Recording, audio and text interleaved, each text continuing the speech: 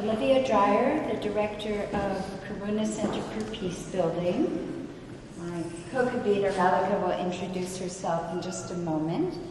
But for those of you not familiar with Karuna Center, we do peace building and reconciliation work internationally in places where there have been violent conflict. Our focus is really on addressing deep social and political divides, those that are either exacerbated by violence or could lead to violence. We're this year celebrating our 25th anniversary. The organization was founded by Paul Green in the mid-90s. And while we predominantly work internationally, we increasingly also think about what we can do in this country as well, as we clearly have very strong divisions here, increasingly so. In the last 5 years, we've been co-convening community discussions and other events with Critical Connections. But I want to say to you just a few words now about this series, which we're launching tonight. We have called it Understanding the Many Dimensions of White Identity, Politics, Power, and Prejudice. And we have 3 events planned. I hope you all picked up a flyer at the back of the room, or if you didn't, do so on your way out. But what we really want to do is explore both the history and the seeming resurgence of white supremacy as both a social and political force in this country, and understand as best we can its root causes, the kinds of fears and prejudices that fuel it, and also increasingly seem to allow it to exist in sort of hidden spaces, less visible dimensions, and places where it can unfortunately empower violence.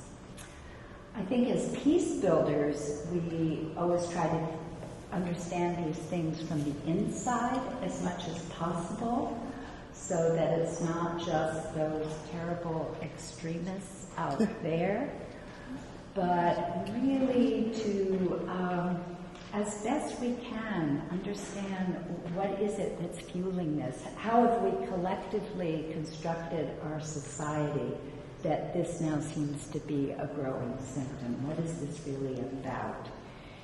And in our series, we'll try to think of how we can address the trends and think about our own roles in perpetuating or countering these harmful ideologies.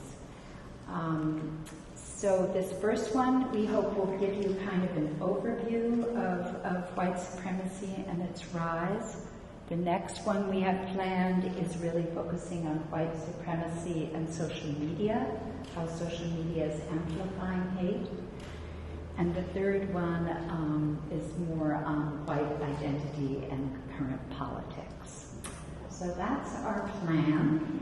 And before I hand over to Mehlaqa, just to say that the structure of this evening and how we've been doing most of these conversations, those who've come before will be familiar, is we'll give plenty of time for Mehlaqa to interview our guest and really draw to the fore some of the key issues that he's been concerned with. And then we'll take just 5 or 10 minutes for you to turn to your neighbor and reflect with each other on what you've heard, to digest a bit, to formulate your questions, to think hopefully about the question I raised of how have we collectively constructed such a society where this seems to be on the rise, and how can we address that? And then we hope that will in turn fuel a really rich discussion again with Dr. Simi. So that's the plan, and now over to you, Mehlaqa. Thanks so much, Olivia. Hello everyone, good evening. Thank you all so much for being here. I'd also like to extend a deep gratitude to Reverend McSherry and Debbie and all the folks at Edwards Church who have always so graciously and generously hosted us in this beautiful sanctuary. So thank you so much for that.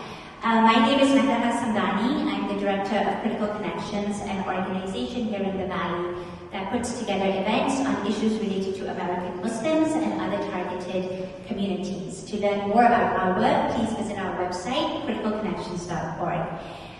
So as Olivia mentioned, our event today is the first in our series on the many dimensions of white identity. And what we really wanted to do for this first event was to understand the nature of the threat that white supremacist violence currently poses for all of us, but especially minority communities.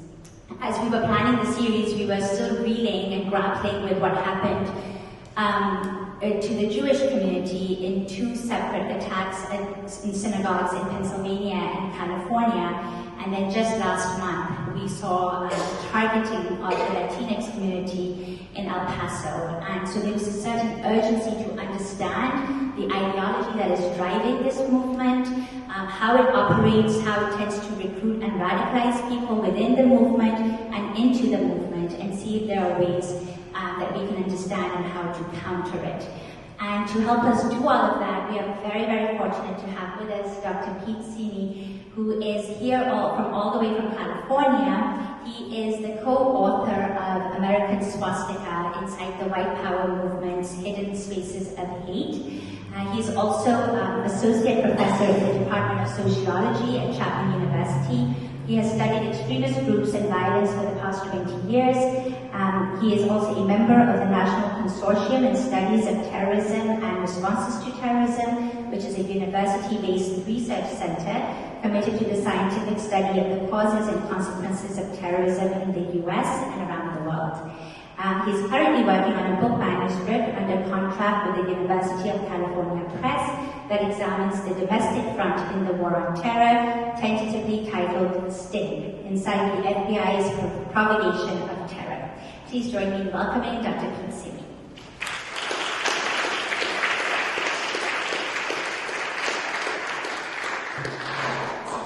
Thank you so much for joining us. So just to get us started, could you talk a little bit about the reasons you think there's this broader resurgence of white supremacist violence in this country, and why are we seeing it now, and what is the ideology that is driving it, both historically and currently? Well, first, thank you for having me. I appreciate it. And thanks for coming out tonight. So let me first make this point to kind of start off with, that in my mind, white supremacist terrorism is the only form of terrorism in our country's history that has been state-sanctioned at various points in time.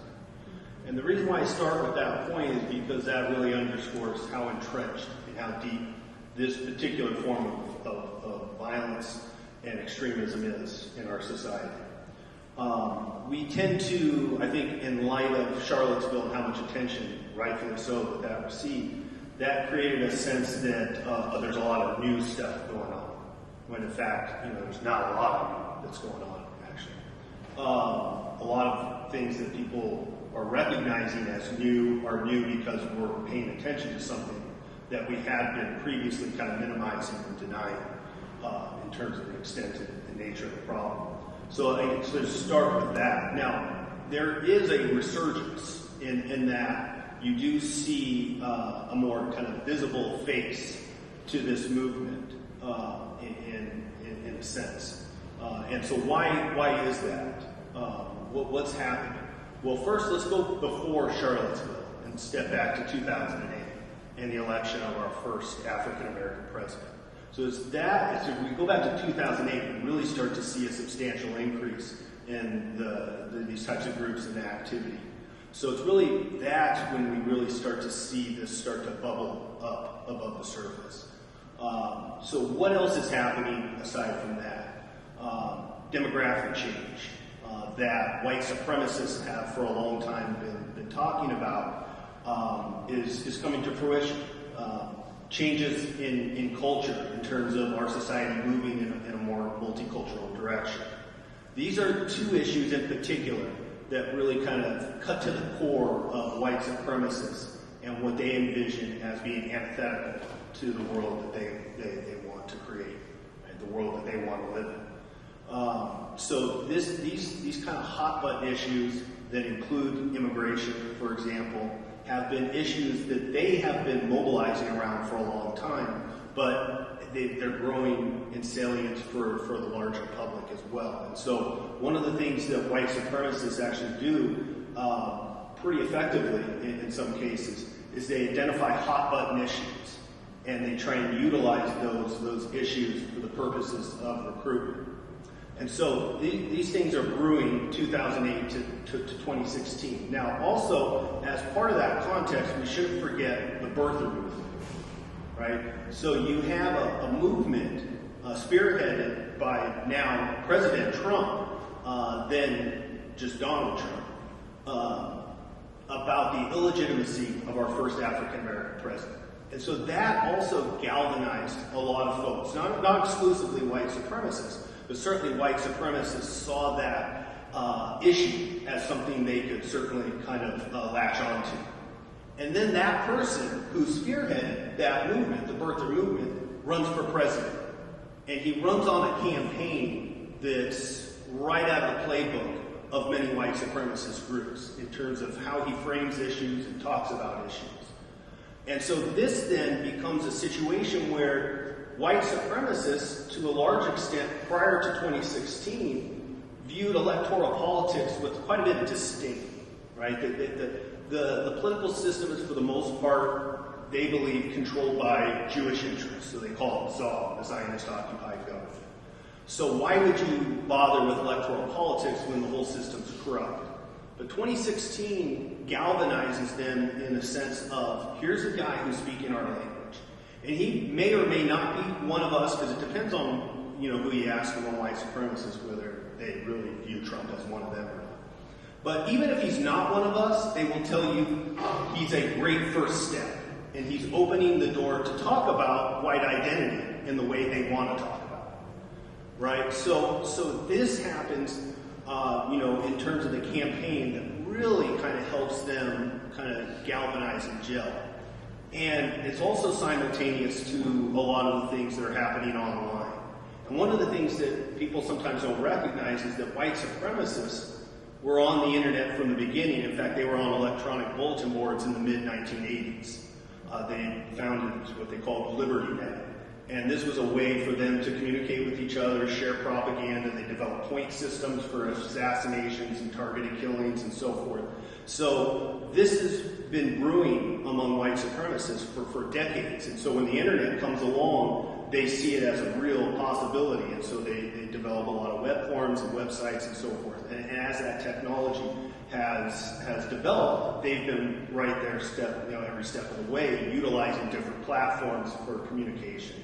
And as younger generations come up, they take advantage of, kind of trying to disseminate certain kind of aspects of their culture within a broader youth culture to try and, again, use that as a way to bring in new adherents. So all of these things are kind of simultaneously happening. It's kind of a worst brew of sorts. And that's where we get to today in terms of this resurgence. But again, none of it is really new in the sense that this is a very long-standing problem that we've been dealing with, in many ways not wanting to deal with it, though. Right, and so could you talk a little bit about the people who make up this movement? Not just the groups who form part of the white power movement, but also what kinds of individuals are drawn to this movement, and what are some of the push and pull factors that would contribute to somebody joining it? Yeah, sure. So I think one of the points I would make is that I think sometimes we have misconceptions about individuals who get involved in these groups. They tend to be less educated, from lower socioeconomic status in terms of backgrounds. The evidence suggests that that's just not the case. That they pull from a broad cross-section. That there are people from middle-class backgrounds, upper-class backgrounds, and as well as lower-class and working-class backgrounds. So they really do come from a broad cross-section in terms of those issues. And in terms of folks who are involved in these groups, oftentimes, in many cases, the groups themselves are advocating strategies to blend into the system, to go to school, get an education, to don't stand out, to kind of remain hidden, so to speak, and get into positions where you can influence society in the direction you want. So this is a strategy they've been promoting for decades. So that you have that happen. Now, what we do find, we've interviewed over 100 former white supremacists, and we do life history interviews with them, where we essentially trace their earliest memories to the present. So we talk to them about their early childhoods, we talk about their adolescence, their family experiences, their school experiences. We discuss how they entered, what their involvement looked like, if they were involved in violence, what types of violence, and then ultimately how they got out. And one of the things we do find among that sample is that they report much higher levels of different kinds of vulnerabilities during childhood and adolescence than you might expect. And while it's not related to socioeconomic status, it is related to more family level instability. So higher levels of physical abuse during childhood, sexual abuse during childhood, growing up in families characterized by substance abuse problems. So these kind of vulnerabilities crop up during their childhood and adolescence. By the time they get to kind of middle school, high school, they're starting to get into trouble, having problems acting out. And then eventually, later on down the road, when they are exposed to a white supremacist group, their life has kind of started to move in somewhat of a downward spiral in terms of, increasing levels of instability. And so the white supremacist group represents a kind of a safety valve of sorts for them, in terms of offering them kind of a support system, camaraderie, things that we really see pretty often in terms of what you find in terms of membership in conventional street gangs. Everything I've just described, fits pretty closely in terms of that issue.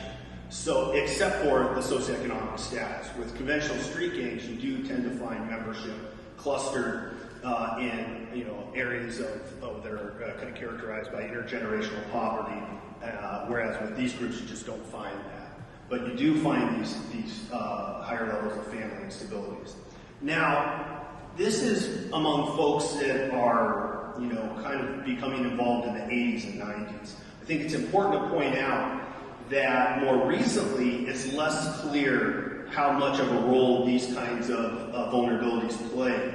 And one of my concerns is that as this has become more mainstreamed and that kind of proliferated on the internet and into some kind of gaming scenes and so forth, that some of these vulnerabilities may not be as necessary to kind of fall into this kind of ideology and this movement. Because it's, you're seeing the political climate promoting ideas that are very consistent with this movement. And so for kids growing up in that environment, they're getting a lot of mixed messages. And so when you have the most, arguably the most powerful person in the world sending messages describing immigrants as an infestation, as an invasion, so we don't have enough time to go through the whole list, right? That's just one person, but it's a much larger political environment. You have people in Congress that are talking about replacement theory and the idea of white genocide. So you have these messages that are getting mainstreamed in a way that I worry young people in particular may not need these kind of vulnerabilities that maybe they needed in earlier periods of time to be susceptible to this movement. You may have a wider segment of the white population who now, because of the political environment, are vulnerable to the messages of this movement, because the messages of the movement are not all that different than the messages in the larger political environment.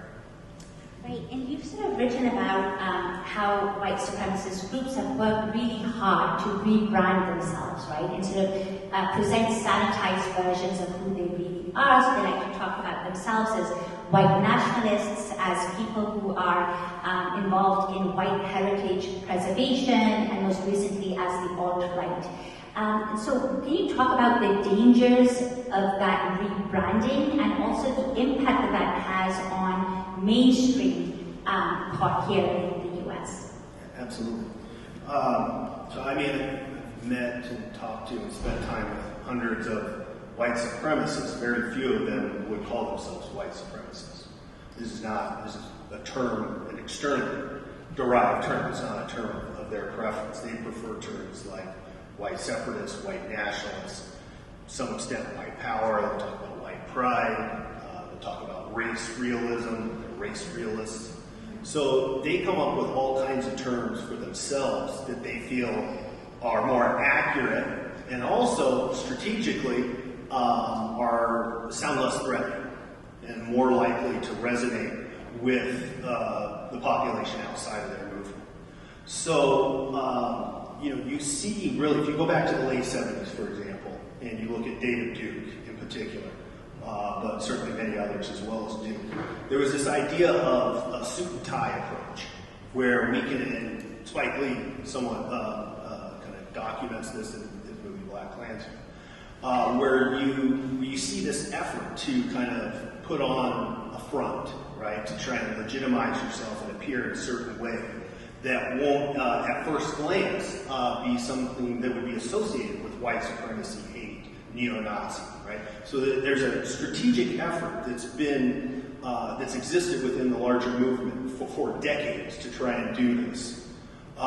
Duke himself has promoted the use of the term white nationalism for decades. And so what's interesting to think about is how some of this is now kind of taking shape, it's catching on in a way. So now white nationalism, if we were talking about this topic of pre-Charlottesville, that term was not widely used. Post-Charlottesville, it's now very broadly used by the media, by policymakers, by scholars who study this issue, by folks in the general public. It's now just a term that's just resonating, it's caught on. That scares me because that term comes from them. It's their marketing strategy that we, I think in many cases, are not maybe aware of, that we have now employed and we're using. Not on their behalf, but it does, I think, serve their purposes. And the alt-right was an effort that also caught on for a while. That was something Richard Spencer didn't originate, but he kind of promoted it and popularized this term alt-right. Again, it's an effort to sound more innocuous, less threatening, and so forth. That kind of caught on for a period of time as well. The movement in many ways is about trying to sow confusion, to keep things unclear as to exactly who these folks are and what they represent in terms of their beliefs and so forth. And so the more confusion they're able to create, the better for them from kind of a strategic perspective. And you see this, even more broadly though than just terms. And some people will say, well, why is this such a big deal? White nationalism? It seems like it's just semantics, right? And I think, and in talking with people about this, many people use the term white nationalism. In their mind, they're saying white supremacists, more or less, right? But I think we have to be thinking about not just what's in our mind, but what comes out. But it goes well beyond terms as well. It goes to the use of symbols, clothing lines, various kinds of aspects of culture that they're trying to promote and get into the mainstream. And sometimes they're doing it, and sometimes it's others. So for instance, if you look at the London-based fashion line Boy that uses what they claim is not the German Nazi eagle, but certainly substantially resembles it. This is not a company that's affiliated with the movement, and it's a brand that's been endorsed by Rihanna and many other major celebrities.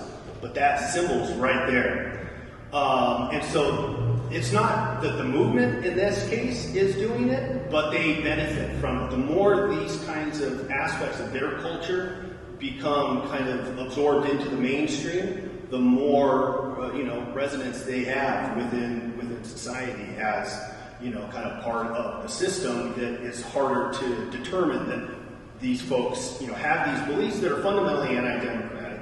They're fundamentally in support of using violence as a way to achieve certain goals, right? But that gets glossed and blurred the more they're able to seep into the mainstream. And so that part I think is very, very true. And how, we see these terrible attacks that happen, but those are some of the violent ones that actually engage in violent action. So I'd love for you to sort of talk about what leads certain people within this movement to actually engage in violent action. You spent a lot of time with Wade Michael Page in 2000 and 2001 doing your research, who later in 2012 actually went ahead and targeted the Sikh temple and killed 6 worshippers.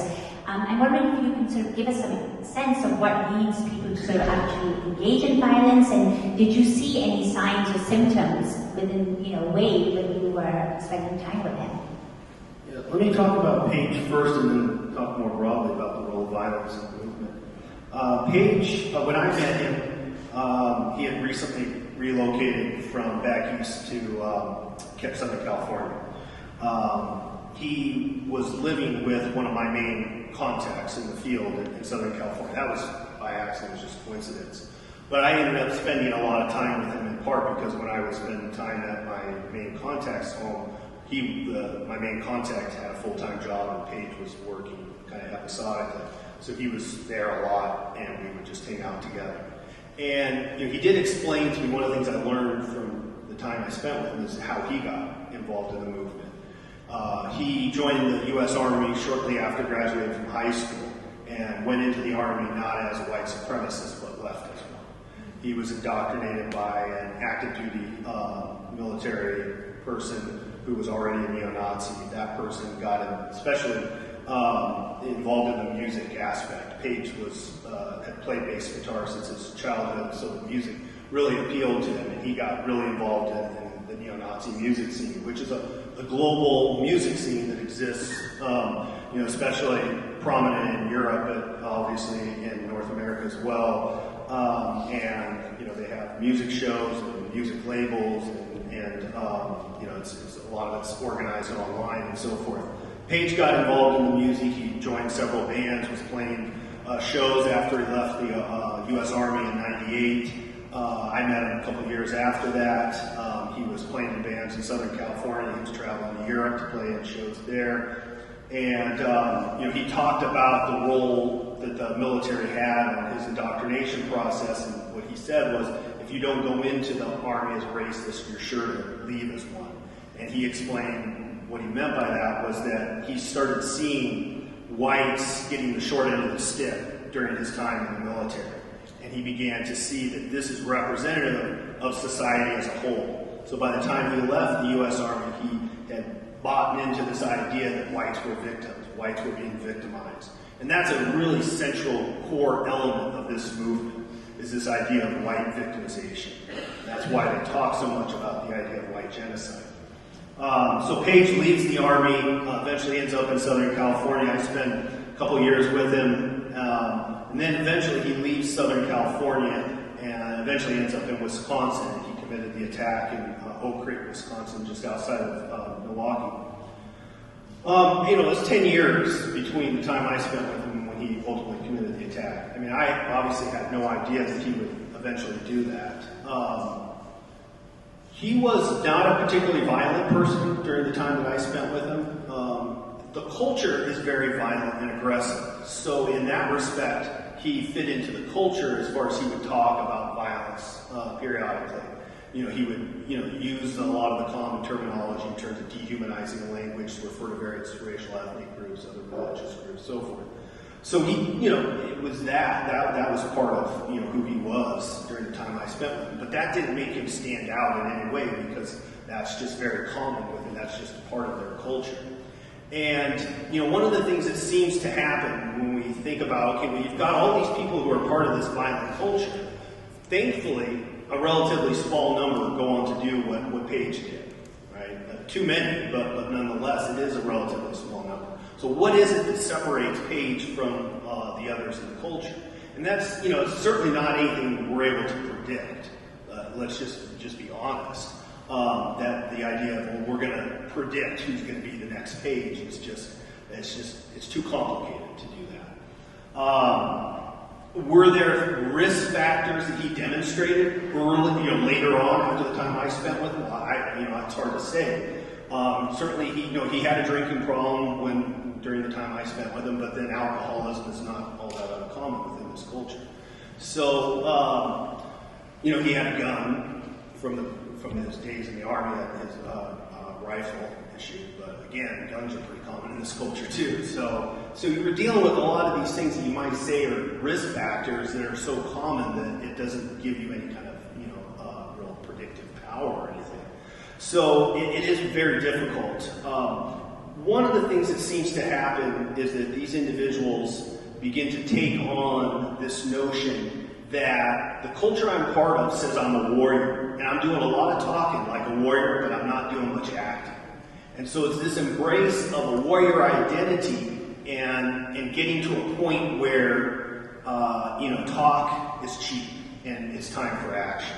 And you do see that in some of these cases where at some point they essentially express some version of that. He actually expressed it in a song not too long before the shooting rampage, and he expressed something along those lines in an interview. Now, he didn't say, I'm going to go out and commit XYZ attack, but he did talk about this idea that he was getting to a point of frustration with all the talk. And, that we needed more people willing to take action. And so there does seem to be something that happens among these individuals that kind of gets them past this threshold of talking and actually being able to take on a more active, violent role. Now, let me also just say that the violence that we see in El Paso, Pittsburgh, San Diego, gosh, the list is too long, it's single individual acts of violence, and a lot of times it'll be reported, or people will look at it and say, well, this is just a single individual committing this act of violence. What does this have to do with the larger movement? Well, the larger movement promotes this strategy. In 1983, Louis Beam authored an essay about leaderless resistance, and in it he talks about this notion of a small number of folks, 2, 3 individuals who form these cells that are hard to detect. And as part of this notion of leaderless resistance is also the idea that a single individual also can go out and commit violence, and it'll be very different, even harder to detect if 2 or 3 is a single person who's the only person that knows about it, right? And then, more importantly, what it does is it prevents the organizations from being held liable, either criminally or civilly, after the fact. Right? So if you have individuals going out and committing this violence on behalf of the movement, then you get that protection. And this is a strategy that's literally promoted in speeches, in books like the Turner Diary, which inspired Tim McVeigh in the Oklahoma City bombing, continues to inspire folks today. Lots and lots of different folks who fulfill essentially leadership positions advocate this kind of strategy. And so we have to see these incidents not as solo individual acts, but as acts that are being promoted by a larger movement. But how do you get somebody, if they are not formally part of a movement, or if they do not commit or perpetrate an act on behalf of a particular organization, then how do you actually get to them then? How do you then differentiate between them being lone wolves or being part of an organized kind of an attack, even if it's just done by one single person? Well, yeah, there's no doubt it's very difficult. One thing that will not allow us to get a handle on this is to devote very little resources to monitoring and trying to, interdict these folks. So if you look at LA's FBI office, it's like a 9-to-1 ratio in terms of resources devoted to international terrorism versus domestic terrorism. Now, DHS just last week has issued this statement saying white supremacist terrorism is a major concern, and it's on our list. But we'll see what kind of resources get devoted, because that part we haven't heard yet. But one thing that's very clear in the last couple of decades is the resources have not been there to deal with this problem. If you go back to 2009 and the DHS report about the threat of right-wing extremism that literally had to get pulled back off the shelves because of the controversy it created, in particular objections from Republicans in Congress, because they said the word right-wing extremism, and they said that military veterans are vulnerable to the recruitment of white supremacist groups. The report said that, right? The report said that. Those two things were so objectionable that the report had to be pulled back, and the guy who wrote the report had to leave DHS. And that unit that he was heading up basically got shelved. So this is, is it an easy problem to fix? No, absolutely not. But it's not even possible to address it if we're not even devoting any resources to it. But the fact that just last week, I think DHS knew that we were having this event, because just last week, again, they issued this report for the first time, because so many successive administrations had not, identified this as a national security threat, and DHS just did that. And you talked about resources, which is a very important point, but also structurally. I mean, the fact that DHS was created after the attacks of 9/11, do you think it is designed in a way, is it equipped with the tools to sort of tackle something like this? I mean, it's a hard question to answer. I think there's probably some major limitations based on how DHS was formed and its mandate and its mission and what it's just focused on. Naturally speaking, as the organization's developed, it's had a particular priority, set of priorities and focus, and so that trickles down in terms of personnel that are brought in, how personnel are trained, and so forth. So, we just have so much to catch up on when it comes to this issue because we've been ignoring, denying, minimizing this problem. And so I think the first step is to acknowledge how much, we have to do to try and catch up. Right. And we've been sort of talking over the past 20-30 minutes about the movement itself and the members and how widespread it is. And I'd love at some point, perhaps we will come out during the Q&A session about those hidden spaces of hate that you actually write about in your book. But more generally speaking, there was a recent study done by Professor George Hawley at the University of Alabama, who found that of non-Hispanic white voters here in the US, 5.64% sort of identify with some of the ideologies that are perpetuated by white supremacist groups, especially when it comes to white identity solidarity, white identity victimization, and so these notions of the supremacy of white identity. That translates into about 11 million people, and so while they might not be part of the larger movement or might not be carrying tiki torches, as one publication put it, they will be there to vote in the next election. So how do we respond to something that is so entrenched like that? And I mean, how do you address that? Yeah, that's tough stuff. So it's easy to look at this issue as this, it's a small number of these fringe folks that really don't amount to much, save for the violence that they commit, which we all, obviously, I assume all could agree that that's a problem. But beyond the violence, do we really have to worry about these folks? I mean, I think that's been a lot of the thinking, but that misses that they're kind of the tip of a much larger iceberg. And, I think we've had a hard time having discussions about this kind of aggrieved entitlement that exists among at least some segment of the white population. Where that comes from, why it's festering, what kinds of things might lead to increasing levels of that sense of anxiety, what kinds of things we might be able to do to stem it at an earlier age if we had more kind of proactive interventions with young people in elementary school. And so I think, part of the problem is there's certainly not a magic bullet to dealing with this. It's got to be a multi-pronged attack.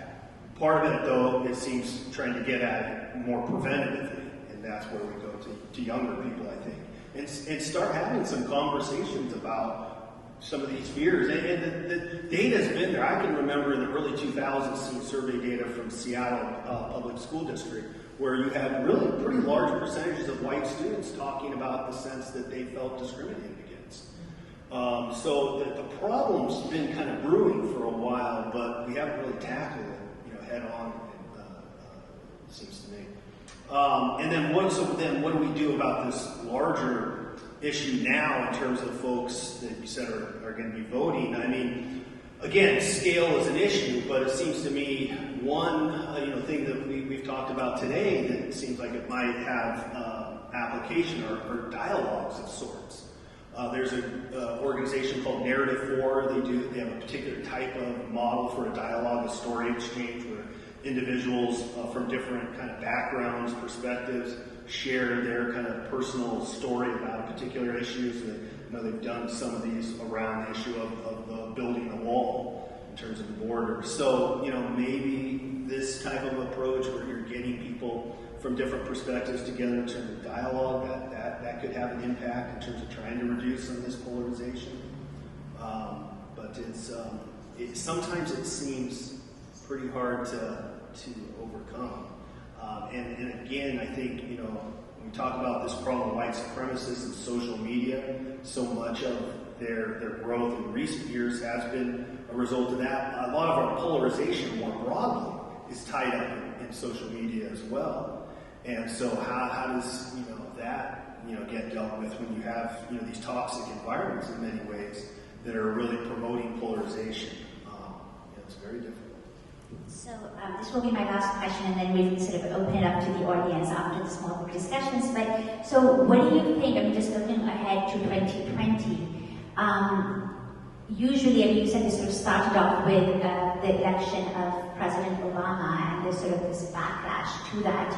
You had this resurgence, and yet right now you have a president like Donald Trump, and yet you see the resurgence continuing. What do you think would happen?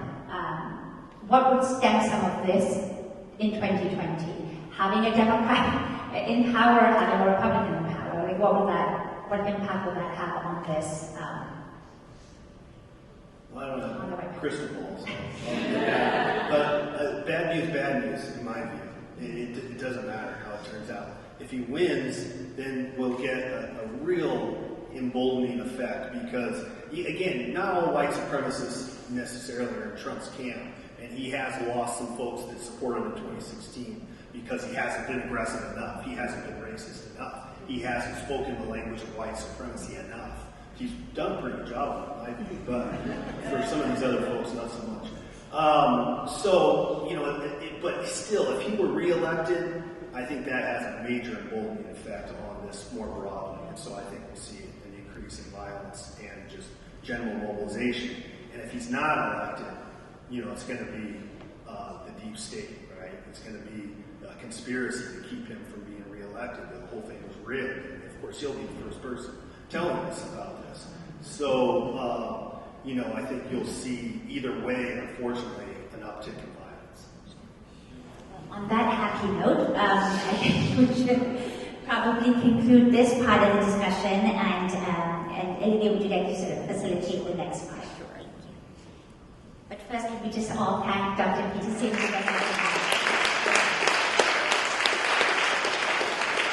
So the floor is open. Yes.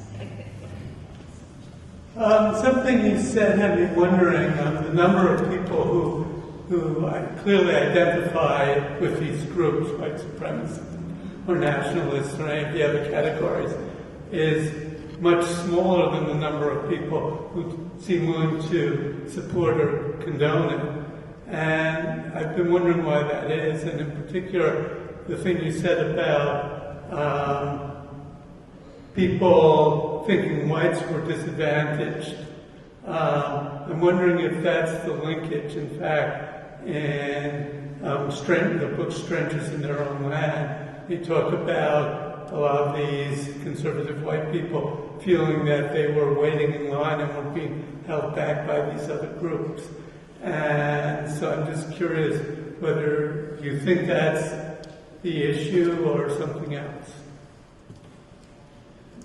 Okay, so as far as the issue about why more of the folks who are, let's say, sympathetic bystanders, you know, if you're involved in one of these groups and it's, you know, known that you're involved, there are real consequences. I mean, there's costs of being. I mean, it is to be actively associated with one of these groups is viewed, you know, as, you know, a neo-Nazi that's on the Southern Poverty Law Center's, you know, hate list. I mean, that there are some costs, risks involved in that, and so, you know, it's possible for a person to lose their job, for example, to get doxxed, to have Antifa, you know, putting stuff up on the internet about you, including your home address.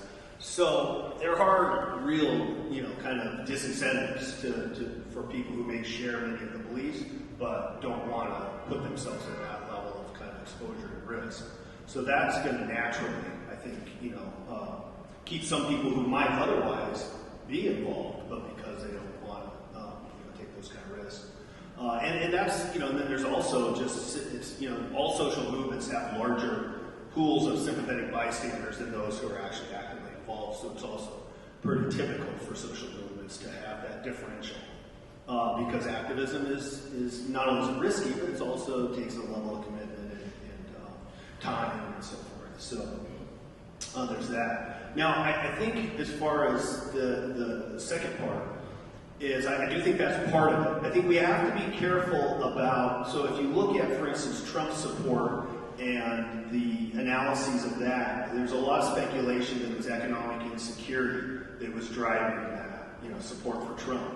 But I think the most definitive evidence suggests it's not economic insecurity, right? It's more of this kind of social kind of anxiety about race and immigration and ethnicity and so forth. It's not necessarily tied to economics. It's more tied to kind of culture and social status and the extent to which you think your essentially white privilege is potentially being threatened. And so that I think that does tie between the movement and this larger kind of fear and anxiety that, at least among some segment of the white population, seems to be an issue.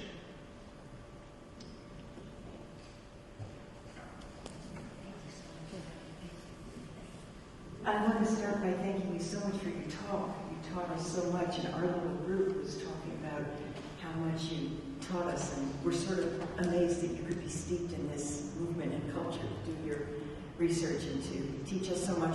But I'm thinking back to the 1980s, a group of us local activists went down to Groton, Connecticut to protest the launching of the Trident submarine, a nuclear Trident sub, and we were singing and marching and doing what you do at a rally when you're trying to stop a Trident sub.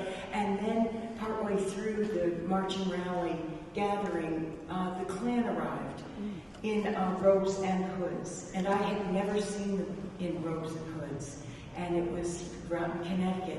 And so I've been sitting here wondering what the kind of old-fashioned Klan in their robes and hoods has to do with the new movement that has younger people, as you say, suited up. Can you speak to that? Yeah, absolutely. Thank you for that question. It's a really important one. I think that is why I see this kind of consistently coming up. There's an assumption that there's this disconnect between the Klan and skinheads in the 80s that were so visible because of things like robes and shaved heads and swastika tattoos, and what we're seeing today. And it's just it's the same movement. It's just a different iteration, a new generation. But the movement, there's a lot of continuity. And that's, I think, important. If that gets lost, then we really lose a big part of what's happening today. And that continuity manifests itself in a whole host of, well, first of all, the Klan's still around and alive and kicking and doing their thing. But there's generational linkages that exist across. So, for instance, this group, Adam, somebody that received quite a bit of attention. They're responsible for up to at least five murders across the country, including a young person who was a freshman at Penn. That was from Orange County, but he was back for the summer visiting his family in Orange County and was killed by one of Adam Walton's members there, Blaze Bernstein, was the name of the victim. Adam Walton is a paramilitary white supremacist revolutionary group that preaches that race war is now. Not in the future, it's now. And they create propaganda videos that look very much like what you might see with ISIS propaganda videos. They're running around in woods, shooting off high-powered weapons, training, and so forth, fighting each other, doing various kinds of martial arts fighting, and so forth.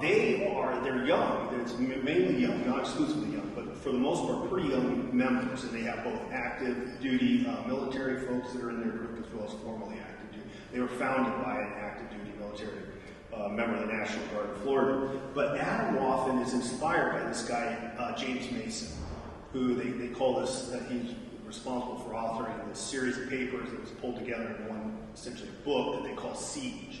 And Siege is all about essentially committing violence to bring the system down, to collapse the system. And that's really essentially the goal. Mason was involved with George Lincoln Rockwell, the founder of the American Nazi Party. Mason's an old guy who's been around for a long time, has been involved in this movement for a long time. And these young folks that are part of Adam Walton essentially discovered him and view him as their hero and so forth, and are very devout followers of his. And so you find that's just one example. There's lots of these kind of connections that cut across the different generations of the white supremacist movement.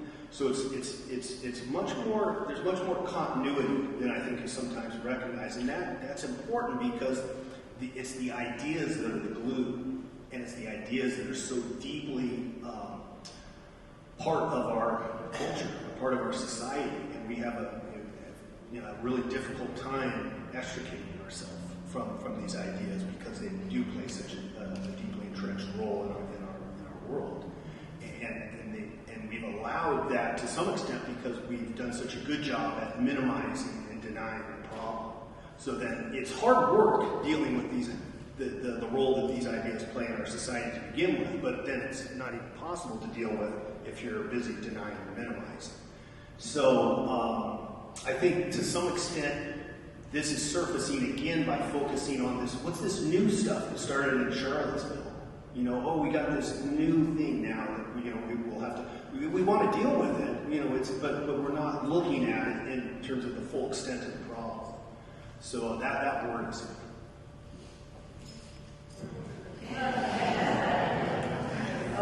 Again, your talk is wonderful and very sobering. And here's a question for you: if you were tasked with writing national policy to try to counteract this, what would you do? Such an easy question.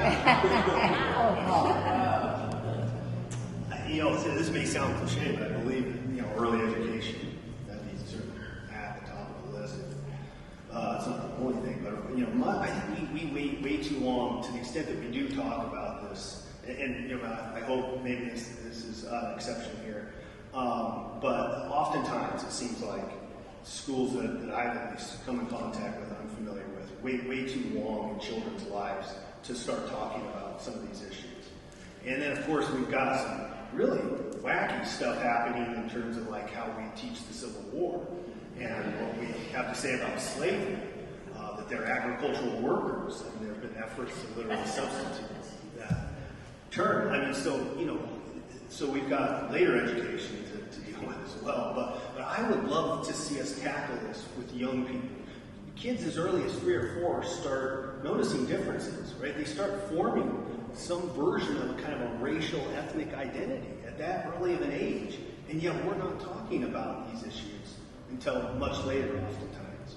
So that would be a big part of if I could, write the national social policy. Although, as you've noted in your book, a lot of these children are actually homeschooled. So people who become part of the movement or are socialized into it, that happens within the family structure itself, and they keep them at home and homeschool them precisely so that they're not sort of educated in the school system. So that's an even perhaps bigger problem. And that points to the fact that it's got to be multi-pronged, the approach. We've got to have, early education will help to some extent in some ways, but there's got to be other things in place as well to address other aspects of the problem. I also think there's some truth and reconciliation, and this goes back to the fact that we don't do a good job with the truth part, that we kind of missed the Civil War. So if we're going to have the reconciliation, we got to get the truth part a little better. So I'd like to see, and of course we just recently, opened the first memorial to the victims of lynching, right? Thanks to the work of Brian Stevenson and others, in Montgomery, Alabama, we have this amazing memorial now. But I think it's only been open maybe a couple of years now, and it took that long for us to do that. That's unbelievable.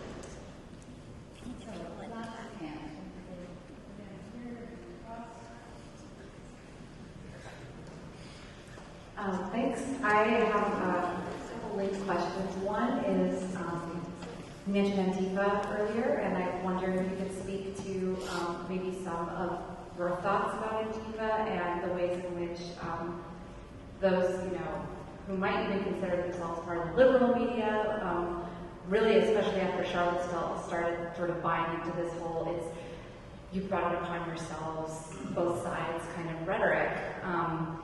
And also, maybe also speak to how you see some long-standing free speech battles that have sort of taken place within, again, those who might consider themselves liberal, thinking, oh, if we get all of them, everybody into a room to talk about this, or if we have a debate, like, the truth will come out, especially considering that some of what I consider to be kind of sympathizers or complicit with some of the actors you're talking about, maybe not the most extreme ones, but the ones who were just before, really kind of, challenging things like deplatforming and protests on campuses. I guess what I'm asking is, like, what are your thoughts about this sort of collection of, in America, everybody can say whatever they want kind of thing, and how that plays into some of the mainstreaming you have observed in the past or are observing now? Yeah, so let's start with Antifa, anti-fascist. A show of hands, who is not an anti-fascist in this room? So it looks like we've got a room full of Antifa. You're terrorists. You're all domestic terrorists. This is the problem. I've been in an ongoing discussion with my provost, who tells me that Antifa and white supremacists represent an equal level of threat. How many fatalities can we attribute to Antifa? Anybody? Zero. But they're an equal threat. They're equally threatening as domestic terrorists.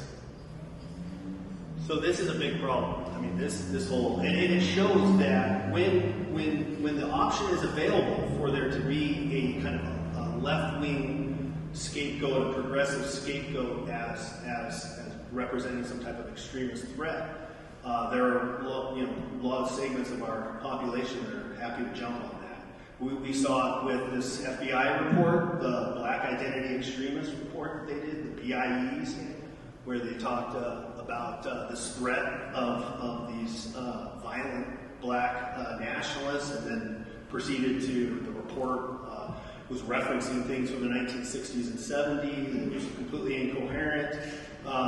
It was really sad that the FBI actually put together that report, but it's dangerous because for a period of time that actually got adopted by law enforcement across the country. That's like, this is a real thing now.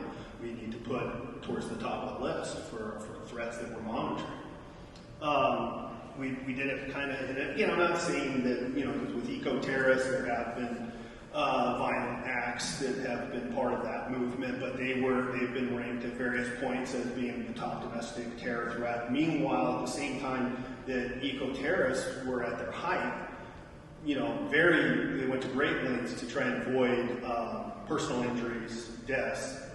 Certainly did, in some cases, do a lot of property destruction. But while that was happening, white supremacists were killing people, going on shooting rampages, committing acts, bombing acts, so forth. So any chance we get to take our eye off the ball in terms of white supremacists, we jump on it. And Antifa, I think, is the most recent example. They're the shiny object that gives people a chance to say, oh, this is the real problem. These guys are provoking the violence. That's what my provost says. The reason why white supremacists are violent is because these guys are getting in their face and provoking them. So, and you see this, I think, as you mentioned, the media perpetuates this in some cases, right? So this is a problem. The free speech thing is an interesting one. I'm working on a case that it will be interesting to see how it turns out. It's a criminal prosecution of an individual affiliated with white supremacists who sent a series of tweets aimed at a journalist he believed to be Jewish that he knew had epilepsy. And in those tweets were strobe lights embedded, which can sometimes cause seizures. Initially, the perpetrator was in Maryland at the time the tweets were sent. The victim was in Dallas. Initially, the feds picked it up and were going to file charges, and they had dropped the charges. And so Dallas County prosecutor decided, we're going to prosecute this guy. And initially, her bosses were not too crazy about the idea of prosecuting somebody for aggravated assault that sent a series of tweets. But she talked to them and said, look, this is, the victim suffered serious injuries and so forth. It was an 8-minute long seizure. So I think this is really interesting because if it's successful, if he's convicted of aggravated assault, he faces up to 15 years in prison, so a real stiff penalty potentially. And it might help in terms terms of setting some more parameters around some of these issues when it comes to speech, you know, and how free should speech be. And I'm a huge, you know, obviously supporter of the First Amendment, but these aren't just tweets, and the intent was clear. There's a lot of evidence in the case that these tweets were sent very intentionally to cause injury, and then once the injury happened, it was celebrated after the fact. So there's a lot of solid evidence showing that this wasn't just a series of tweets. So if that's successful, it'll, as far as I know, be somewhat unprecedented in terms of response to social media within that realm. And I was getting nervous about, you know, over-criminalizing things, but I think there has to be more done, especially in terms of social media, about some kind of more policing and monitoring, because I do think there are some aspects of it that just are really kind of out of control, to be honest. Thank you. I want to echo what Andrea said. This has been great. You've covered a lot of territory and helped inform us in some pretty significant ways. So you started off the evening by saying that white terrorism is the only state-sponsored form of terrorism. And I'm wondering if you could, in the United States, if you could just unpack that a little bit and say a little bit more, how did that work, and what's the apparatus that allowed that to happen? And then secondly, on the assumption that with Trump, that it's almost close to a full-bore state-sponsored terrorism, where it's at a whole new level. What role has the recent consolidation of power by the Republican Party on the state and federal level? What role does that play in that the elevation of that state-sponsored terrorism? The first part of the question, I think we can answer, unfortunately, in a lot of different ways. There's a long history of the state, or aspects of the state having a hand in white supremacist terrorism. But let's just go to the 1950s and 60s and look at the hundreds of bombings that occurred across the South, mainly directed at African-American black churches in particular. Those bombings were orchestrated by, in many cases, by a Klan or Klan associates or folks in some way aligned with the larger white supremacist movement. They were also aligned with sheriff and police departments across, right, that played a role in those campaigns and bombings, right. And so, you had in that example, local law enforcement really played a pretty substantial role in some cases in the planning of the violence, in other cases in facilitating the violence, or in other cases essentially trying to cover it up after the fact. So 3 different types of involvement, all of it happened during, again, I say that, literally hundreds of bombings in a 10-year time period. So, you think about that as a terror campaign, that was a really substantial time period with a high level of violence that, again, often unrecognized, and that it had state involvement in that campaign's violence. So in terms of the consolidation of power and how it affects, in terms of white supremacists, one of the things that I think is troubling and is hard to figure out because we just don't have good evidence or data is that we know there is in police departments, in the military, and in other segments of the government. So we've seen this uncovered in terms of DHS having officials who were aligned with the white supremacist movement. So there is some level of involvement in the government. And that's not necessarily new to the Trump administration, but now that alignment has a policy, a set of policy directives around it that give it a kind of direction and energy that it wouldn't necessarily have with other administrations. And if you look at what ProPublica did in terms of investigating a Facebook group that was border agents mainly, and the amount of kind of hate discussion, including even discussion about violence related to immigration. I mean, it was really staggering These are, in some cases, lower level agents, but in some cases they were administrative officials at higher levels that were part of this group. And it's not clear that any of them were actively involved in the white supremacist movement, but in a way it doesn't matter, because here you have this government space that's speaking the language of white supremacy and has the full force of the government behind it.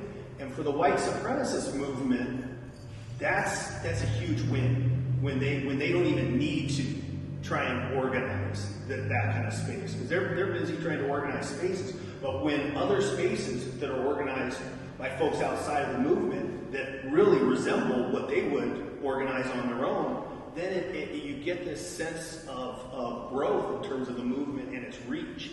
And ultimately, that's what it wants to do. That's its main objective, is to try and create a sense of growth for the movement, so that it doesn't appear that it's just a small number of isolated folks, but ultimately it has the potential to be much more than that. And that's what a lot of their literature is kind of preaching to their members, is how do we do this? How do we go from a small number to have a much larger impact? And they have different strategies for that, but part of it is to essentially have what they're doing replicated by others outside of the movement. Thank you again for your presentation. So in your talk, you discussed the features and vulnerabilities that lead people into white supremacy and terrorism. But one piece that occurs to me is that all of these acts are committed by men.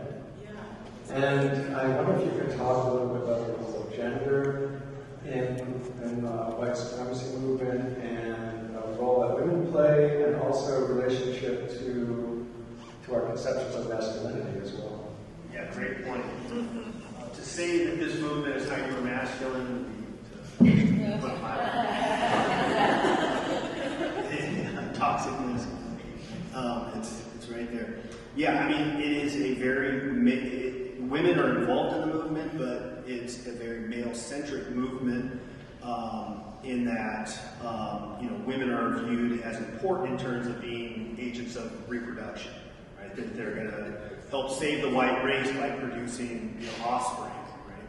But at the same time, you also have a segment within the larger movement that is so toxic in terms of their masculinity that they actually promote themselves just on there's a web forum called Fascist Forge, and I was scrolling through it a few weeks ago, and I came across a thread that was titled "Sexual Terrorism," and the author of the essay basically describes the strategy of using sexual terrorism because historically mass rape has been very effective for the Aryan race to achieve dominance, and we need to kind of re-promote this idea of mass rape.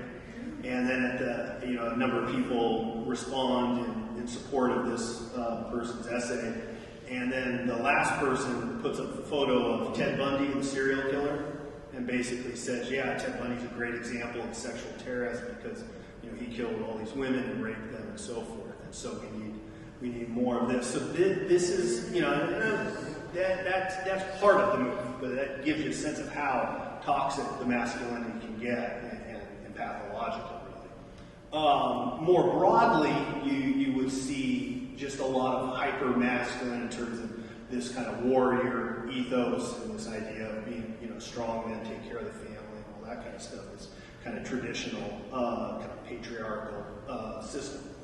That's probably more prominent than the Ted Bundy memes, but you're going to have that. And so, in terms of the violence, yeah, it is very much, primarily committed and perpetrated by males, although we've interviewed women, and I've actually spent time in terms of participant observation in the field with some very violent women as well. So, some of the women who are involved will commit acts of violence and will take on kind of that warrior mentality as well, and will kind of play that role. So that the female roles, there is some flexibility for them to engage in not only the traditional female roles, but also be more aggressive and so forth. But you've spent enough time with families of white supremacists, and you've spent a lot of time with families of white supremacists, and can you speak a little bit about sort of how they're talking about the role of the mothers, who are not just reproducing, but are socializing entire generations into this. So they do have a very significant role to play, and I only bring that up because even within the Taliban movement in Afghanistan and Pakistan, mothers played a very significant role in how they were raising their children to sort of fight in that ideology as well. Yeah. So for individuals that are already involved in the movement, when they have children, they see the family as essentially the foundation for the movement, right? That it kind of, at its most basic level, if they can't have a family that helps spawn a new generation of what they would call, activists, then they lose the battle, right? There's no battle to fight if they can't even have families that are producing racial consciousness, right? Because that's ultimately what their goal is racial consciousness. They believe that most whites are either kind of essentially brainwashed, or they actually share the white supremacist movement's beliefs, but they're just too scared to admit it. So they have to, help people become conscious, and they start that within their family with the way they raise their own children. And so they go to great lengths to socialize their children, and mothers, are very central in that process of socialization. They, do in some cases fairly, kind of involved things in terms of dressing their kids up in white supremacist clothing, Klan robes, and so forth, teaching their kids salutes, Nazi salutes, for example. I lived with a 5-year-old who was already doing the Nazi salute and already singing neo-Nazi music lyrics. And that was largely through the parenting, and largely his mother really kind of spending time with him to help him learn these things. So the families, will play a real vital role. Sometimes that role looks, very extreme in the sense of an infant literally wearing a Klan robe, and other times it's much more kind of subtle, and they'll be aware that if they push their kids too hard, their kids might go in the opposite direction that they want, and so they like all parents face that dilemma, right? Which is you want your child to move in a certain direction, and how do I most effectively do that? And in some cases, they will then do kind of a soft sell approach for their kids, and rather than using a lot of racial slurs at home, they'll use words, talk about, ethnic heritage, European heritage, focus on things like Western civilization. So they'll change kind of some of the terminology and make it a little bit, less kind of threatening and so forth. So even what we were talking about in terms of that terminology they're trying to do with the public, sometimes they also incorporate that within their families as well. I wanted to ask a little bit about intervention and intelligence, the use of intelligence, and I was particularly struck by your comments about the U.S. Army and wondering the extent to which the Army leadership is actively trying to intervene, the extent to which they are complicit, and in an arena in which freedom of speech is, let's say, not absolute, what kind of programs are in place to counteract what's going on? I found your comments shocking. Yeah, the military issue is a real serious problem. Obviously everything not serious, but it's particularly because of the kind of access to weapons. So this guy that founded Adamov, and it was National Guard, he had access to tons of weapons, and he utilized that access, and they developed a stockpile, and they had plans to try and blow up a nuclear power plant. And he was fortunately arrested before that, but he'll be out in less than 5 years. So, and so far it doesn't sound like there has been any intervention, so he's still it's still pretty hardcore. So the military issue is really important because of the access that they have to training and weapons. But it's also important for other reasons as well, because of the role that the military plays in our larger society and the reverence and respect that is often accorded to the military within society. And the codes are all very clear in that by being a member of one of these groups or having these beliefs, it's clearly a violation. These groups are fundamentally anti-democratic and promoting violence. So it seems to me that the question about free speech is fairly clear when it comes to membership in the U.S. military, that they're in violation of the codes. The problem is A, recognizing when somebody is affiliated with these groups. Sometimes that's not easy to do. And then 2, sometimes there's an incentive for the military to look the other way, depending on how short of labor they are. And 3, there's public relations issues, right? And the military doesn't necessarily want to be really transparent about this problem because it looks bad. And so it's easier to kind of turn the other way. Well, there's another guy from Adamwaffen actually who was in Charlottesville that assaulted at least one person who was active duty Marines. And on camera, it was reported, eventually he was kicked out of the military, but it took quite a while, and initially the reports that were given to the DOD were somewhat ignored. And that has been a problem over the years, where sometimes these individuals are reported and not much is done. So it's hard to know systematically what they are doing because, again, there's a lack of transparency. Is there support that goes up? It's hard to say. Are there people at higher levels in the military that are white supremacists? Sure, of course. I have 2 quick questions myself. One is, you stress that this is nothing new, that it's more a new iteration. Do numbers seem to be on the rise, or do you think numbers are about the same? And then also, you refer a lot to they, the movement. How diverse is it, or how monolithic? How much of a really shared core set of beliefs exist and are being disseminated?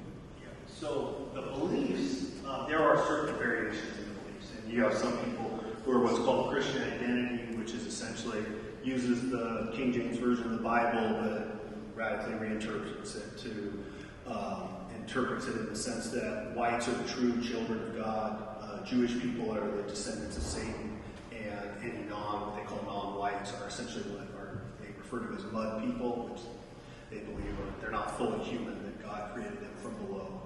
So that's Christian identity in a nutshell. So some people are into that. Other people are into Nordic mythology, they're Odinists and so forth, so they're not into the Christian identity. So you get variation in terms of some of the beliefs, but even in that sense, the fundamental beliefs are kind of the same, which is white superiority, right? And there are certain core kernels that really cut across the movement. Now, having said that, as far as the composition of the movement, strange as this may sound, it's quite diverse. You do get lots of different folks involved that, come from different backgrounds, different walks of life. They present themselves in very different ways. So you do really get a broad cross-section of folks. You've got folks that are primarily involved online. You've got folks that are primarily involved offline. You've got folks that are going back and forth. You've got the music stuff. You've got folks that are really committed to the violence. You've got other folks that are saying we need to be more careful about the violence. So you do get, some fair amount of variation there. But the core kernels, I would say, are pretty consistent. And the numbers? Yeah, so the numbers are not, we don't have accurate numbers. We really have not had for quite some time. If you go back to some of the numbers in like clan groups in the 50s and 60s, you can get some fairly decent numbers there. A lot of this is, so the Southern Poverty Law Center tracks numbers of groups, but that's a poor measure for numbers of individuals. So, and then they're considering stopping doing that because of the problems with that. We just don't, a lot of these folks are purposefully trying to hide in plain sight in some cases, in other cases not in plain sight. So, you've got a certain portion that we don't know about who are involved in these groups. And then you've got a lot of people who aren't part of groups per se. So that's another issue. So you can be affiliated and associated with the movement without being part of any specific group. And then that's perfectly fine. In fact, that's fairly common. So, it's very, the Yeah, I numbers guess are. my question was also, do you see it as on the rise, or do you think that's hard to say? I mean, I think that ultimately it's hard to say because we don't have very good measures. There's definitely been an increase in certain kinds of activity. For instance, college campuses, that's pretty clear. The activity on college campuses has increased over the last couple of years. From what we have as far as the best available information about hate crimes, which again, we have very poor hate crime data collected by the FBI, that appears to be increasing. So that as a measure of activity at least, that's going up. There are some indications definitely of an increase in different types of activity.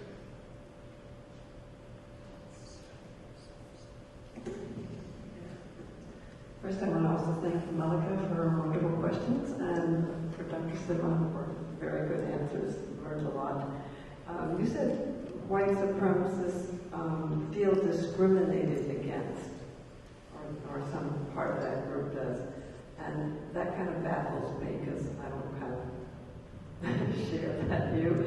Could you enlarge on that? And are they basing those feelings on any facts, or is it all delusional?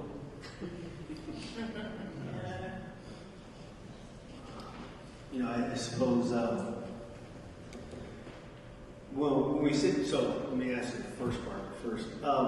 So what they will say is that, look, if you were to look at crime rates, for example, uniform crime reports from the FBI, they claim it shows very clearly that whites are much more likely to be victimized at the hands of other racial groups than those racial groups are to be victimized by whites. Okay, and that data that they point to, by the way, was also circulated by our current president, if you remember it, during the campaign, from a Twitter account by the name of White Genocide. But anyways, it's a different story. So they will point to very specific things, and in some cases, what we would say is, data, like official data, and they'll say, look at this data, it shows whites are being, victimized or targeted or discriminated against, as trying to provide evidence. So in that sense, to get to the second part of your question, it's both a distortion, and it's both kind of it's not based on accurate facts per se because of the way they selectively look at them, but they are, at least in some cases, looking at actual official sources of data, and they have actually they kind of like to do that because for them it's a way to legitimize their argument. If they can say, well, look, this is from the FBI, right? Look at these birth rate numbers from the World Health Organization or from the UN or some official source of data about the fact that white birth rates are so low, which is what they use to prove that the white race is on the verge of extinction. Right? So they will use official sources of data and then they interpret them in a way that suits their perspective. So I think it's both. It's a combination of both a distortion, but a distortion based on actual pieces of information that are real information, but that are being interpreted from their perspective, if that makes sense. Now, there's that, but then there's also just pure fantasy land, like mythology. So they talk a lot about white South African farmers, there being a genocide against white South African farmers after apartheid ended. I mean, if you look at the data, that just is not supported. The idea that there's been a genocide against white South African farmers. Has there been white South African farmers robbed, murdered? Yeah, sure, but not in any kind of sense and scale that they're talking about. That's a total fabrication. So they will take things like that, and then, for instance, they'll say things like the Holocaust didn't happen. Well, obviously, that's a total, fabrication. Right? So some things, it's a matter of interpretation, and other things, it's completely their whole cloth, just absolutely creating a falsehood of sorts. And in some cases, that falsehood, they have an elaborate falsehood, because the stuff about the Holocaust, I mean, it's elaborate what they will say about it in terms of trying to prove that it didn't happen. they've got all kinds of things they'll bring to bear on it in terms of to prove the point, but obviously it's totally fabricated. So this is the level of what we're dealing with here, that, as far as how far they will go to try present their perspective.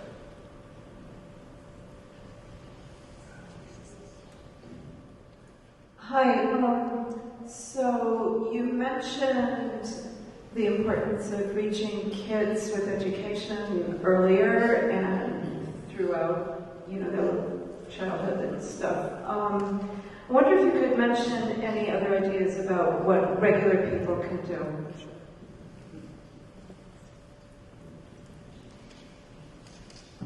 I think, so one of the things that they thrive in the absence of strong kind of civic engagement. So any kinds of civic engagement that reaches across faith lines, racial lines, ethnic lines, reaches across sexual orientation, but these kinds of things, I would say intrinsically, are kind of combative in terms of building resiliency that is somewhat helpful in combating these groups. Because these groups are obviously, and it may make you a target for them because they feel very antagonistic towards those efforts. So it doesn't mean that you won't become a target of them, but it is, I think, in the broad scheme of things, the exact kind of engagement that is helpful for combating these kind of groups. Because it's in the absence of those kind of engagements that these groups really thrive. Do you think it makes sense to actually reach out to some of these people, just literally reach out and try and have that one-on-one contact with them, just to give them a sort of alternative viewpoint or worldview? Would that make sense, or is that just something that is futile? It can. I think we want to be careful. Life After Hate, which I'm on their board of directors, their mantra is really focused on compassion, not judgment. I see it a little differently than that because I think judgment sometimes is appropriate. Accountability is important in some cases. So I would say we want to be careful about this, and that outreach in terms of just being compassionate. I don't expect anybody to do that. And I certainly don't expect either victim or a potential victim of this kind of hate to be the one extending the olive branch. Now, if somebody wants to do that, then, wow, they're super courageous, and I certainly would be happy to try and support it in a way. But I would never expect that for any individuals, because in some cases we are talking about individuals that might respond in a way that's, could be violent, for example, or in other ways. Some of these folks will make your life miserable in terms of trolling, in terms of online. So there's lots of things that could go wrong with that kind of outreach. Having said that, I believe in that kind of outreach, and I believe that individuals in these groups can be helped in terms of moving away from this type of involvement. And I certainly don't want to send a message that once a person is involved in one of these groups, that's the end of the story. That there's no hope to help reach that person, because we've talked to a lot of people who have left these groups. So these groups do have fairly high turnover. People come and go from these groups pretty often without intervention. So if we figured out the right kinds of intervention and got the right kinds of resources behind it, I think we could probably reach more people. And certainly, especially with young people and the stuff that's going on online, parents are starting to reach out to Life After Hate in much larger numbers, saying, hey, I don't know how this happened. My son or daughter, usually son actually, got into this, and I need help because I don't know what to do. And so, getting parents resources to help with this issue, I think, is also very vital. And helping parents be more aware of some of the extent that these groups are out there on gaming platforms and other social media platforms and stuff. A lot of parents just have no idea that these groups are out there recruiting. So I think there are lots of things we can do in the intervention space, and we just have to, I think, be careful.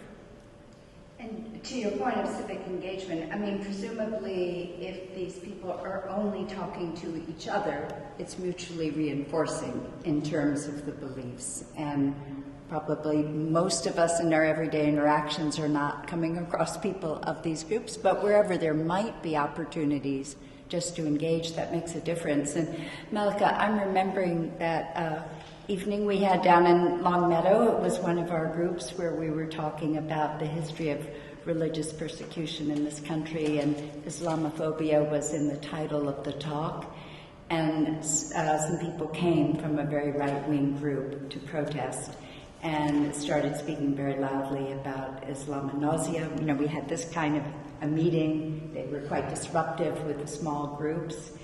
And I would say about half the room was Muslim, and gave these people an opportunity to talk, and they were quite surprised by the opportunity to talk, and the level of hostility in the voice kind of went down. And then I remember they invited him to come to the mosque, and I gather a relationship actually formed. So it was just one example for me where there was actually some kind of rather unexpected bridging.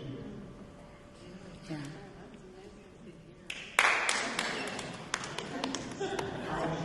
I wonder if you could comment on the intersection of two areas of right-wing activity in this country. So fundamentalist Christianity and the whole Koch brothers, you know, all these groups, Americans for Privacy. I mean, there's hundreds, many of them, and bordering on, you know, suppression of voting rights and, you know, really a fundamental racist thing. Yeah, so I think, you know, I would say that we want to think about kind of the far right more broadly, right, as kind of a constellation. It's not all one and the same. You have different actors, different organizations that may have more or less in common. Sometimes they actually have direct linkages, sometimes they have indirect linkages, sometimes they have ideological affinities to each other, but maybe they don't have any kind of organizational linkages, but they share a lot in common in terms of beliefs.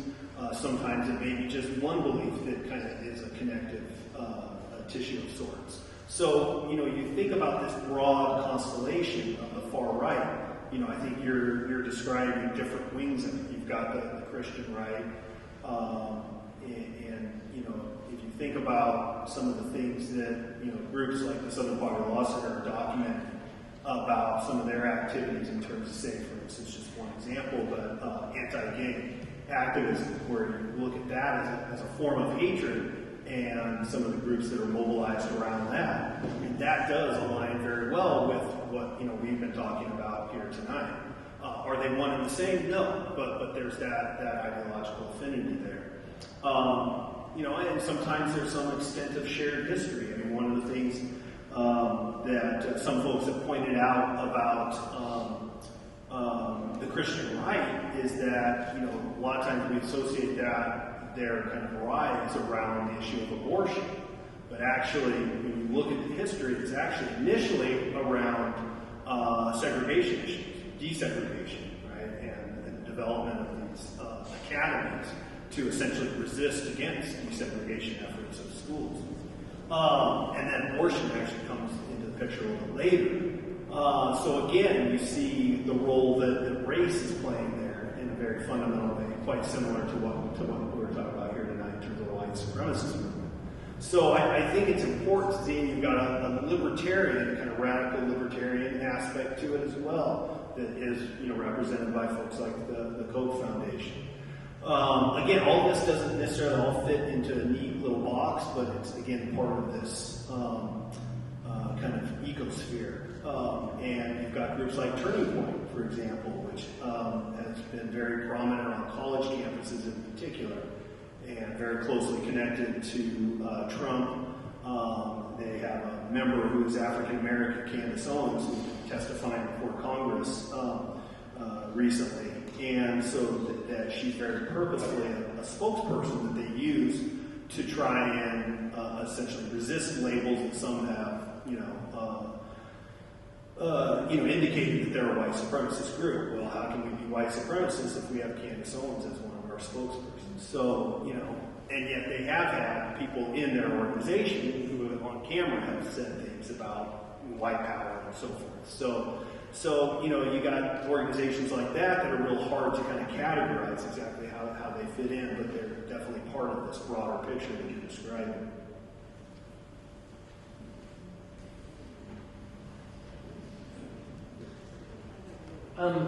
One sort of narrow question and one broader one.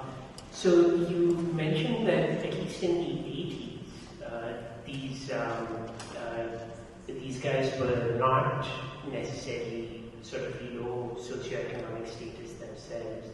I'm wondering if that has changed, or if it hasn't. Is there some relationship between sort of broader economic kind of trends and the rise of these movements?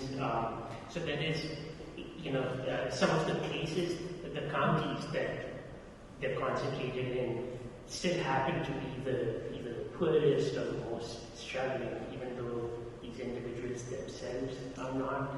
So I'm wondering if that's true and how we sort of reconcile these. And the broader question is there a way to talk about the rise of white supremacy as fundamentally a desperate losing strategy that, you could say that it is destined to end in the rubbish heap of history, and that is precisely why it's becoming so virulent, because they don't really have a hope in the long run. Of course, in the long run, in that long run, they can do a lot of damage. But is there a way to balance sort of how we talk about our response to them fundamentally from a position of strength and eventual victory, rather than this kind of scary sort of monster? Yeah, it's a great question. I struggle with how to present them in a way that is balanced, but also accurate in the sense of some of the threat that they represent in terms of violence. And in the long haul, I certainly hope you're right, and it seems like a lot of indications suggest you are. There are a couple things I wonder about. One, is that may be true in the long, but in the short, I get worried that creates a certain complacency potentially. Right? So if these folks are going to kind of die off here at some point, then do we really need to worry too much about it now? So that would be one concern. But then the other is that the flexibility and the dynamic nature of whiteness that we've seen in our country's history in terms of being able to expand and absorb certain kinds of ethnic populations in a way. So if part of part of what keeps us alive, can be strengthened in some ways by expanding the boundaries of whiteness, then it seems like that's a potential thing that we might see happen. And then, the economic issue, the evidence just does not support very clearly, certainly, any strong economic kind of thesis in terms of, for these movements, at least in the United States. And so the idea about the counties, again, part of it's a data problem. We don't have great data to really test that, but to the extent that we do, it doesn't seem to support that notion. I think we have time for just one more. This is build up this gentleman's question, as well as a few of those questions.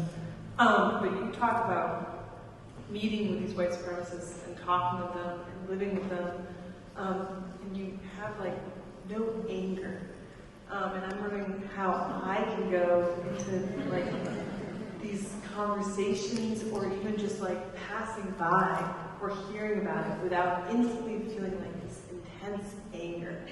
And how I can either cope with that or replace it with something better and more constructive. there's a research part, and that's that requires a different hat. But then there's the non-research part where I'm angry all the time.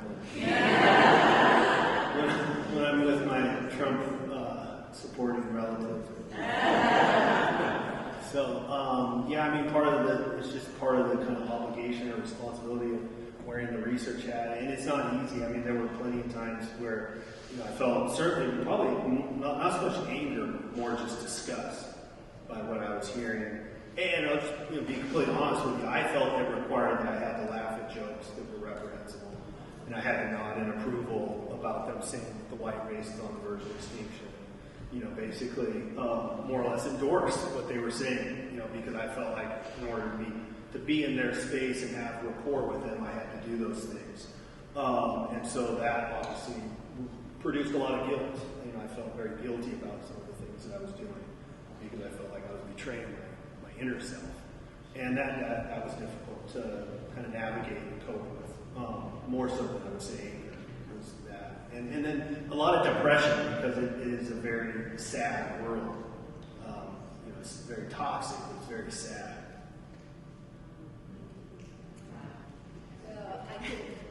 Thank you so much.